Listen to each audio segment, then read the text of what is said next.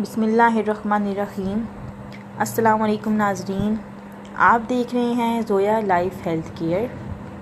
उम्मीद करती हूँ आप लोग खैरियत से होंगे।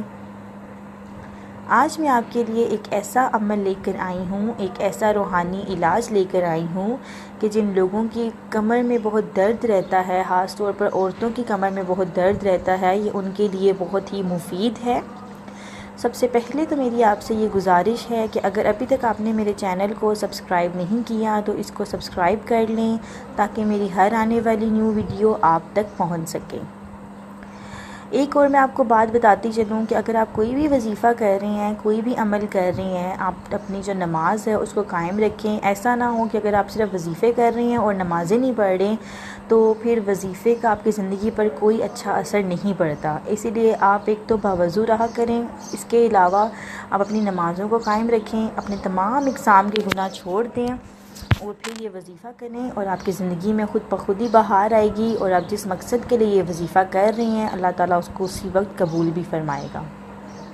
तो मैं आपको बता दूं कि औरतों की कमर दर्द का बहुत बेहतरीन रूहानी इलाज मैं आपको बताने जा रही हूँ।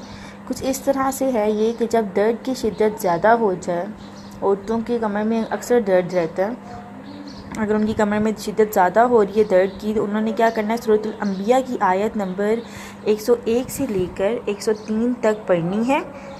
इसके बाद उन्होंने अपने हाथों के ऊपर दम करना है और दम करके अपनी जो पीठ है उसके ऊपर फेर दें। ये आपने बिल्कुल दिल से पढ़नी है, अपने पीठ के ऊपर फेर दें। उसके बाद अपने दिल और दिमाग में उस मकसद को रखें जिस मकसद के लिए आपने ये रूहानी इलाज किया है, और अल्लाह ताला के यहाँ दुआ करें। इंशाल्लाह अल्लाह ताला आपकी दुआओं को ज़रूर कबूल फ़रमाएगा। तो ये था मेरा आज का वजीफ़ा। अगर आप मज़ीद कुछ और जानना चाहते हो, मज़ीद कोई और वीडियो आपको चाहिए हो, अगर आपको इस वीडियो में समझ ना आई हो कुछ, अगर आप ये भी दोबारा चाहते हो, तो मेरा नीचे नंबर दिया गया हुआ है, आप मुझे उसके ऊपर भी रब्ता कर सकते हैं और मुझे कमेंट्स में भी बोल सकते हैं। मेरे चैनल को ज़रूर सब्सक्राइब करें या बेल का बटन दबा दें। अब मेरी आने वाली वीडियो का करें वेट। तब तक के लिए दें मुझे इजाज़त। अल्लाह हाफ़िज़। जज़ाकल्लाह।